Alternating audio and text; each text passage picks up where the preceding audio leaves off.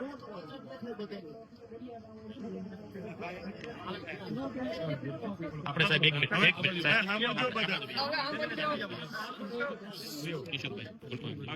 તો પહેલા તો સાહેબ આ જે ઘટના બની છે એ બાબતે પોલીસનું આજ દિવસ સુધી શું કામકાજ કર્યું છે?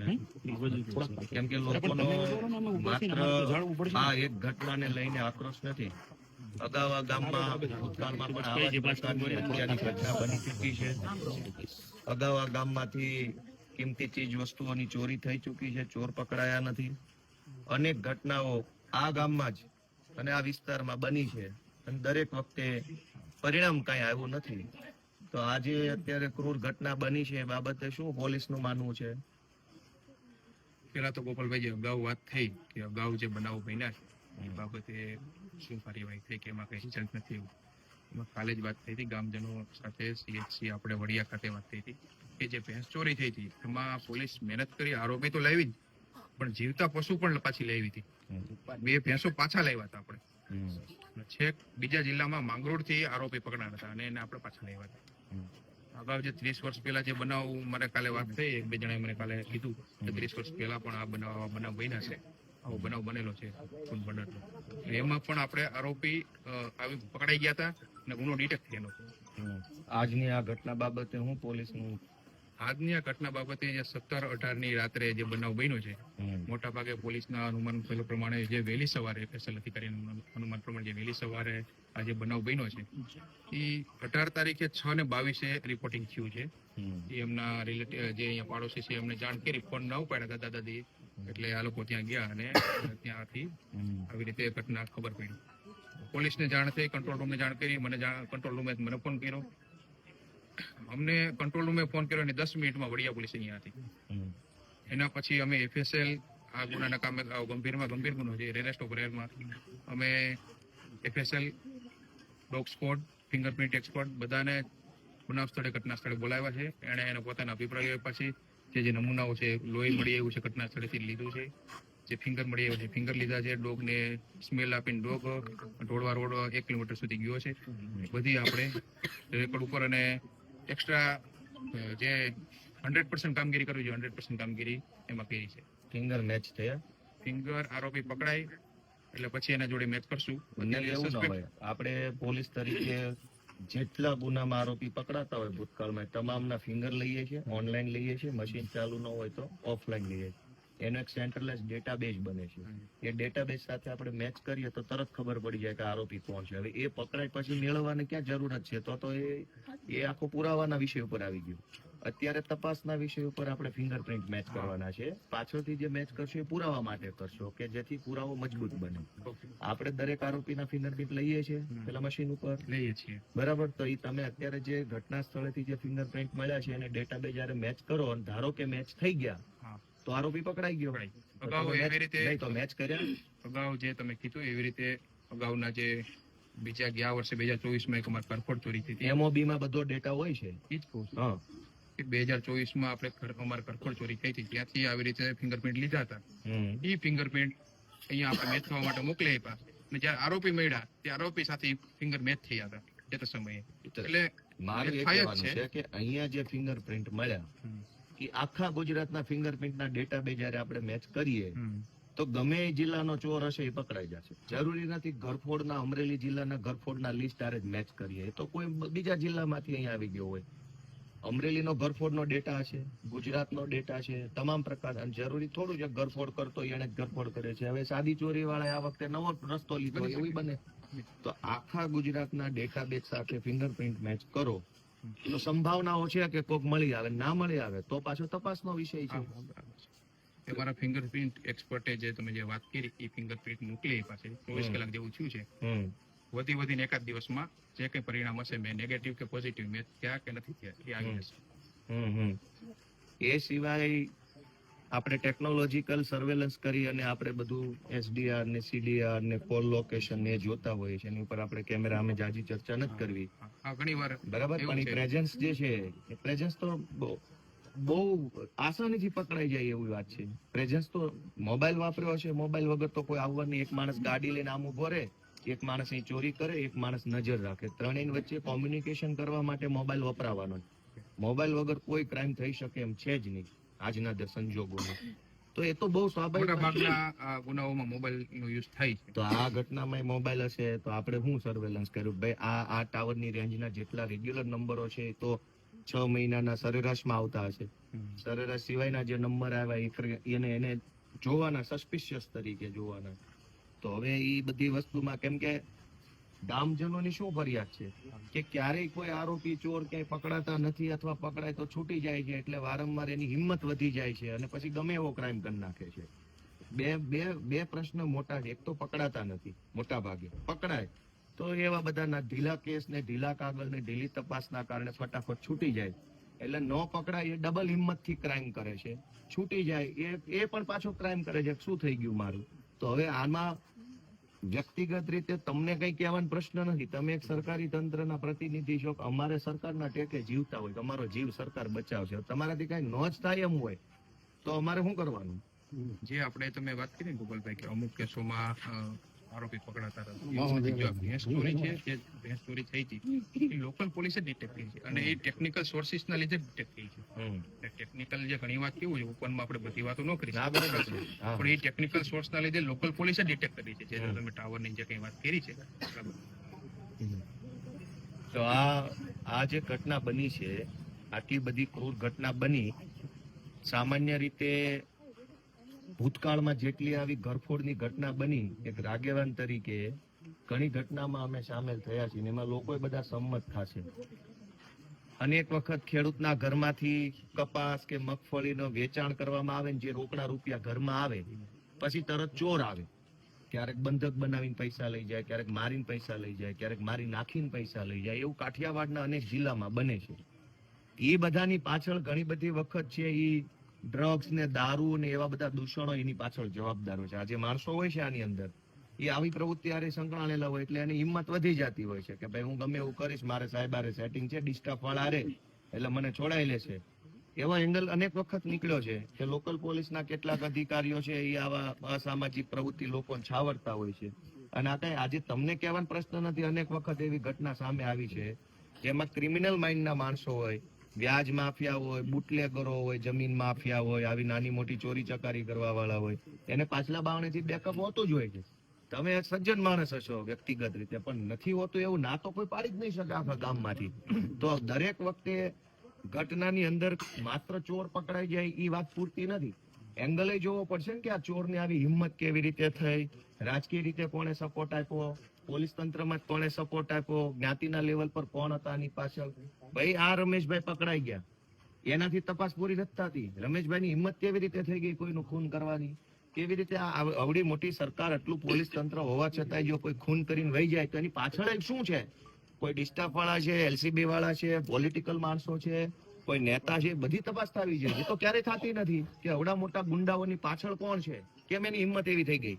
એટલે ગોપાલભાઈ કેવું છે, ઘણીવાર સામાન્ય સુખાકારીની બાબત આવે ત્યારે સર્વેલન્સ, ટેકનિકલ સર્વેલન્સ કે પોલીસ પ્રેઝન્સની વાત આવે તો અમારા ગામમાં અહીંયા આપણે ઢુંડિયા પીપળિયા ગામમાં જીઆરડી રાત્રે રાખીએ છીએ બંદોબસ્ત માટે. બરાબર, નાઇટમાં જીઆરડી હોય છે. એના સિવાય પોલીસ પ્રેઝન્સ હોય છે. અમારે વિલેજ વિઝિટ હોય ત્યારે અમે સૂચના આપીએ છીએ કે જે પરપ્રાંતીય ઘણીવાર આવતા હોય છે, પરપ્રાંતીય મજૂર હોય છે બરાબર, એ અહીંયા રહેતા હોય છે. ખેડૂતોને વારંવાર સૂચના આપી છે કે ભાઈ તમે એના આધાર કાર્ડ, એનો ડેટા તમારી પાસે રાખો અને પંચાયતને જમા કરાવો. પંચાયતને ઘણીવાર સરપંચને અમે કીધું છે અને આ બાબતે સરપંચને લેખિતમાં આપ્યું છે ઘણીવાર તમે આ ડેટા મેક્સિમમ જેટલો થાય એટલો અહીંયા જમા કરાવો. ઘણી ત્યારે આવો અઘટિત બનાવ બને તો તેમાં અમને ઉપયોગી થાય. સરકારના વર્ષો અહીંયા ઢુંડિયા પીપળિયા ગામે છું અને વિસાવદર ધારાસભ્ય ગોપાલભાઈ આવ્યા છે અને આ ગુના બાબતે એ મારી બાજુમાં રહી.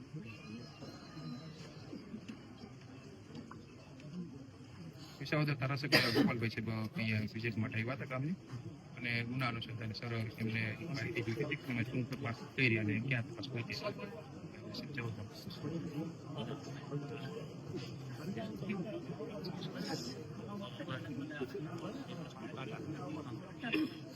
હવે આ જે ક્રાઇમની ઘટના બની એટલે હવે એના આરોપીની તપાસ બાબતે તમે જે કઈ કામ કરો છો એમાં એક એંગલ છે કે ભાઈ પરપ્રાંતીય કોઈ વ્યક્તિ હોય એવું ગામ લોકોનું કહેવાનું છે. બહારના મજૂરો હોય છે બીજા રાજ્યના, બીજા રાજ્યના અહીંયા વધારે હોય છે, બીજા જિલ્લાના વધારે હોય છે, બીજા રાજ્ય. તો ઈ બધા લોકો જે છે એમાંથી મોટા ભાગના લોકો માંથી દારૂ પીવાની ટેવ વાળા, રોજ રાતે પી જવા વાળા હશે કે નહીં હોય? તો દારૂ બેઠવા મળતો હશે. અને પછી 2 કોટલી તો માનો કે 2 કોટલી પી જાય પછી ગમે એનું ખૂન કરી નાખે. તો જયારે આટલી બધી ક્રાઇમ એક નથી, સિક્વન્સ ઓફ ઇવેન્ટ છે. દારૂ પીધો છે, કોઈ દારૂ વેચ્યો છે, દારૂના નશામાં આવી ગયો છે, ચોરી કરવાનું મન થયું છે, ચોરી કરવા ગયો છે, ચોરી કરીશ તો પકડાઈ જશે, બીક લાગી માર નાખ્યો. સિક્વન્સ ઓફ ઇવેન્ટ છે, એક ઘટના નથી. દર વખતે આપણે પરપ્રાંતિ કરીને છટકી જવાનું, 2-3 ને પકડીને ફોટા પડાવીને તપાસ પૂરી કરી દેવાની, પછી નવી ઘટના થાય ત્યાં સુધી રાહ જોવાની. તો આનો કાયમી ઉકેલ શું? ગામડામાં અમારે જીવવાનું કેમ? ગામડામાં રોજગારીની વ્યવસ્થા નહોતી, શહેરમાં કમાવા ગયા, મા બાપને રેઢા મૂક્યા તો આવીને મારી નાખ્યા કોકે. તો આમાં અમારે હવે શું કરવાનું? શું ગામજનોએ શું આશ્વાસન છે? શું આશ્વાસન છે આમાં? અમારે શું કરવાનું? હવે આખા કાઠિયાવાડમાં અનેક ગઢા મા બાપ ગામડામાં એકલું જીવન જીવે, ખેતીવાડી સંભાળે, સેવા પૂજા પાઠ કરે અને શાંતિથી જીવે, એને મારી નાખે.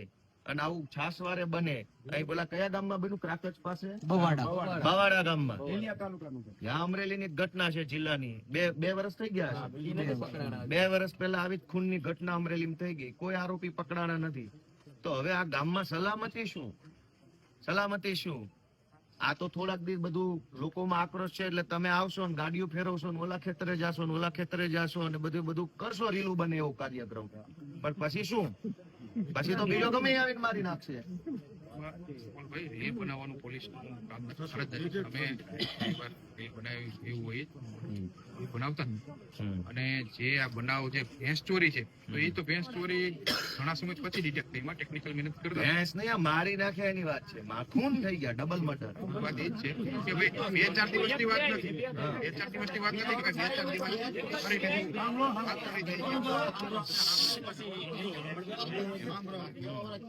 તપાસ કોન્સ્ટન્ટ ચાલુ હોય. હવે આમાં ગામજનોની એક લાગણી છે કે તાત્કાલિક એટલે કે ટાઈમ ફ્રેમ ની અંદર કંઈક આનું નિરાકરણ આવે. પોલીસે એમ કીધું 10 દિવસની અંદર ગોચ્યું. નેતાનો કૂતરો ખોવાઈ ગયો હોત તો કેટલા દિવસમાં ગોત્યો? કોઈ કેબિનેટ મંત્રી કે કોઈ મોટા નેતાના ઘરે કૂતરો ખોવાઈ જાય તો આખા ગુજરાતની પોલીસ લાગી જાય છે એમાં. માણા મરી જાય તો 10 દિવસે આરોપી મળશે, કૂતરા ખોવાઈ જાય તો કલાકમાં મળશે. તો તમે ગામને આશ્વાસન આપો કે ભાઈ કેવી રીતે કામગીરી થશે, નહીતર પછી અમારે આગેવાની લેવી પડશે કે ભાઈ હવે તમારે અમને ન્યાય જ નથી આપવો, આરોપીઓ મારીને ભાગી જાય, ખૂન થઈ જાય છે, પોલીસ આશ્વાસન આપ્યા કરે છે, દારૂડિયાઓ બેફામ બનીને ફરે છે. કયા દારૂડિયાને 2 કોટલી વધારે મારી જાય તો ગમે એનું ખૂન કરી નાખે છે. તો શું કરવાનું આમાં? ગામ લોકોને કાલે એ વાત આપણે મોટા ભાગના થઈ ગઈ, ચર્ચા થઈ ગઈ તે બાબતે. હવે અમે કીધું તો વહેલી તકે આરોપી પકડશે, એવું નહીં 10 દિવસમાં, કદાચ 2 દિવસમાં આરોપી પકડાઈ જાય. ટેકનિકલ ડેટા અમે જે મહેનત કરીએ છીએ એના આધારે 2 દિવસમાં કે 3 દિવસમાં 4 દિવસમાં પકડાઈ જાય. પણ અમે ટાઈમ લિમિટ એવું કીધું 10 દિવસમાં મોટા ભાગે અમે જે રીતે તપાસ કરીએ છીએ એવું લાગે છે કે અમે પકડી લઈશું આરોપીઓ. આ વિઝિટેશન નો ગુનો છે કાયદાની ભાષામાં. ભોગ બનનારના પરિવારે એવું જણાવ્યું કે એસપી સાહેબે વિઝિટેશનના ગુનામાં આવવામાં કેટલા કલાક થયા? ના, એસપી સાહેબ જેવો ગુનો દાખલ થયો તરત જ દાખલ થયો ને ગુનો બન્યો, ગુનો જાહેર થયો. ગુનો બન્યો વહેલી સવારે, ગુનો જાહેર તો 6 વાગ્યે, ગુનો દાખલ થયો 8 વાગ્યે, પછી એસપી સાહેબ આવ્યા. તો એમ ઈ ટેકનિકલ ભાષા મારી યાર ખોટી વાત નહીં કરવાની. ગામ લોકો ન ખબર પડતી હોય, મને ખબર પડતી હોય. બરાબર. મારું એમ કહેવાનું છે કે વિઝિટેશન નો ગુનો જાહેર થયો એટલે ગાડીઓ ભાગવી જોઈએ તરત. વિઝિટેશન ગુનો છે, ડબલ મર્ડર એટલે એસપી નું વિઝિટેશન છે, ડીવાયએસપી નું વિઝિટેશન છે, નોંધ આવી જોઈએ. હવે તમે આવી ગયા એ બરાબર છે, ઓકે, તમારી ડ્યુટી સારી છે, હાલો. વિઝિટેશન નું શું થયું? બધું થઈ જાય, બિસ્તરા પોટલા બધું વિખાઈ જાય, પછી એસપી આવીને ખાલી ગામ લોકોને લાગે કે આવી ગયા છે એવું થોડું હોય. તો એનો જ તમે ગામ લોકોને નથી ખબર પડતી, ભોળા માણસો છે કે આમાં આવું બધું હોય, પણ આવું થાય ચોરને બધી ખબર છે પાછી કે એસપી નથી આવ્યા એટલે વાંધો નહીં આવે. ચોર તો ચાલાક છે. આ ગુનામાં તો અમારા ડીએસપી સાહેબ અને એસપી સાહેબ તરત જ આવી ગયા હતા. બધાને ખબર છે, આપણે જે અહીંયા પરિવારજનો છે એમને ખ્યાલ છે, અને જેવો ગુનો અમને જાહેર થયો તરત જ આવી ગયા હતા. હવે તમારી ભાઈ સાહેબ અત્યારે હાલ પૂરતી એટલી આશા રાખીએ છીએ કે મંગળવાર બુધવાર સુધીમાં આ કેસની કઈક તપાસ ખુલે કે ભાઈ કોણ છે ને શું છે ને એની પાછળ કેવા કેવા પ્રકારના ક્રાઇમ થઈ ગયો એક પાર્ટ છે, ખૂન થઈ ગયું એ એક વિષય. ખૂન કરનાર માણસે ખૂન કરતા પહેલા કોને મળ્યો? દારૂ પીધો, નેતાને મળ્યો, બીજા કોઈ ટપોરીને મળ્યો, કોઈ એને ચડાવ્યો, પોલીસમાંથી સપોર્ટ હતો, એની તપાસ થવી જોઈએ. બધાનું શું માનવું છે? ખાલી ખૂન થઈ ગયું એમ નહીં, એને એટલી બધી હિંમત ક્યાંથી આવી? આપણી તો કોઈને ટાપલી મારવાની હિંમત નથી થતી. ખૂનની હિંમત આવી તો કોક તો છે એની પાછળ, તો એની તપાસ થવી જોઈએ. એટલે આપણે મંગળવાર બુધવાર સુધી આશા રાખીએ છીએ, નહીતર બુધવાર મંગળવારે પાછો હું વાત કરી પાછો ફરીથી એક વખત આવીશ એવું અત્યારે ખાલી એક રાખીએ છીએ વાત. અને જરૂર ન પડે એવી આશા રાખીએ કે આવવાની જરૂર ન પડે, પકડાઈ જાય વહેલી તક. કેમ કે આ તો જીવવું કેમ ગામમાં? ગઢા મા બાપ હજારો બધી જ્ઞાતિના લોકો આમાં, બધી જ્ઞાતિના ગઢા મા બાપ ગામડામાં એકલા રહે છે, બધી જ્ઞાતિના. હવે એકલા રહે છે, ખેતી મજૂરી કરે છે, બે પૈસા કમાય છે, પણ આપણે કાઠિયાવાડની પરંપરા પ્રમાણે ગઢા માવતરો હોય અને કાંઈક ને કાંઈક હોનું પહેર્યું હોય, કાનમાં પહેર્યું હોય, હાથમાં પહેર્યું હોય, એ રિવાજ છે આપણો. હવે એ જ હોનું લઈ લેવા માટે આપણી માને કોઈક માની નાખે તો વ્યાજબી વાત કેટલી છે? હોનું પહેરે તો આપણી પરંપરા છે, આપણી માહીઓને પહેરે ને કાનમાં બધું ઘણું પહેરે છે, બરાબર. હવે એની જ હાટું માની નાખે તો હદ થઈ ગઈ, માનવતાનું મર્ડર કહેવાય. એટલે આશા રાખીએ છે વહેલી તકે આમાં તમે કઈક નિરાકરણ કરો. દર વખત જેવું ન થવું જોઈએ. હવે જો અડધા આરોપી પકડાતા નથી. પોલીસ અહીંયા અત્યારે તપાસ ચાલુ છે. જ્યારે ગુનો જાહેર થયો ત્યારથી એલસીબી, એસઓજી, પેરોલ ફોલો અને અમારા અધિકારી છે, ઉપરી અધિકારી સાહેબો આ ગુનામાં સતત અહીંયા માર્ગદર્શન આપી રહ્યા છે, સતત ફિલ્ડમાં છે. અહીંયા પોલીસની અલગ અલગ ટીમો બનાવી છે, એ ટીમો અલગ અલગ કામ કરે છે, અને અમે વહેલી તકે આરોપી પકડી લઈશું. અમને એવી કાંઈ નહીં, આશા રાખીએ મંગળવાર સુધી આશા રાખીએ. ચાલો.